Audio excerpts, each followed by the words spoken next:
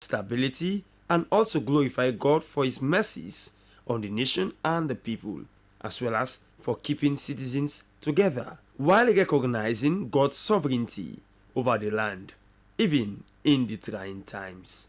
SLBC, Dennis Fraser reporting. Our progress is coming. Hey, what the Lord has done for us. You're still watching news from the Sierra Leone Broadcasting Corporation in Freetown. We continue with more stories.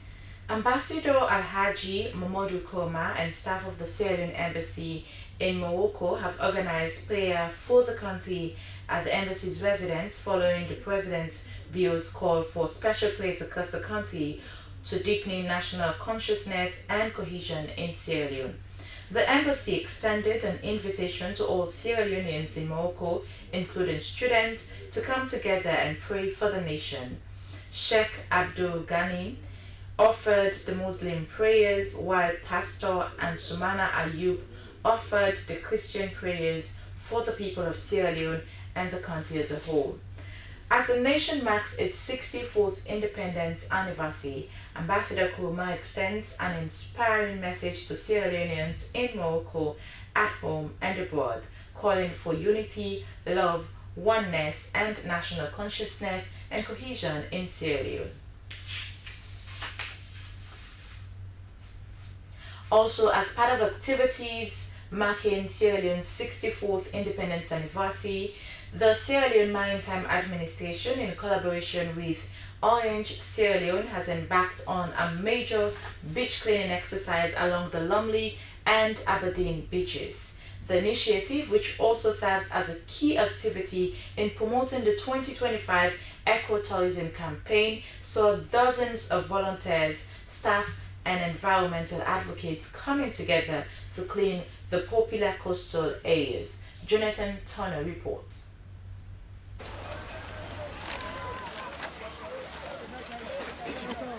The cleaning exercise, which included the removal of plastics, debris, and other waste materials, drew participation from local community groups and staff of Sierra Leone Maritime Administration and Orange Sierra Leone. It also served as a public awareness drive on the harmful impacts of pollution on marine ecosystems and tourism prospects.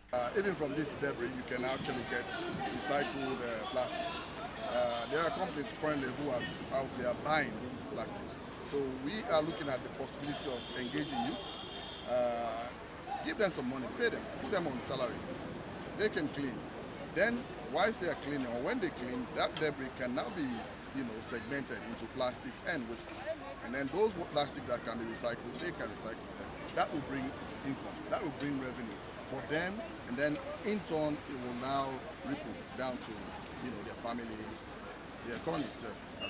Representatives from Orange Sierra Leone also expressed their commitment to environmental stability. Because the environment now a priority to the government to say the art money now we need the art.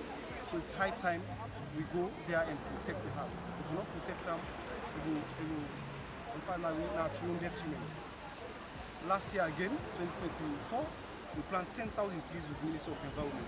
We should say we committed towards protecting the environment and all of this.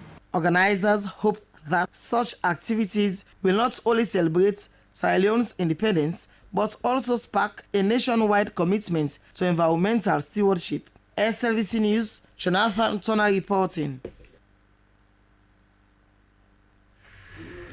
Now, away from that, the Sierra Leone Civil Aviation Authority and Air Sierra Leone has launched the inaugural direct flight from Freetown to London, geared towards connecting people, boosting trade, tourism, and showcasing the best of Sierra Leone to the world.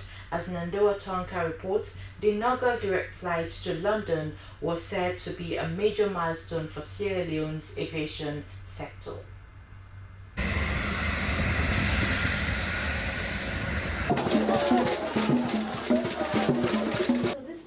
Not just for Sierra Leone alone. Sierra Leone is now playing a critical role in connecting the region, the Banjul Accord countries, the region of ECOWAS, the entire continent of Africa, and indeed taking Africa to the world. So congratulations to you all. It was a proud day for Sierra Leone at the Freetown International Airport, where celebrations filled the air, as Air Sierra Leone, in collaboration with the Sierra Leone Civil Aviation Authority, hosted a historic achievement with the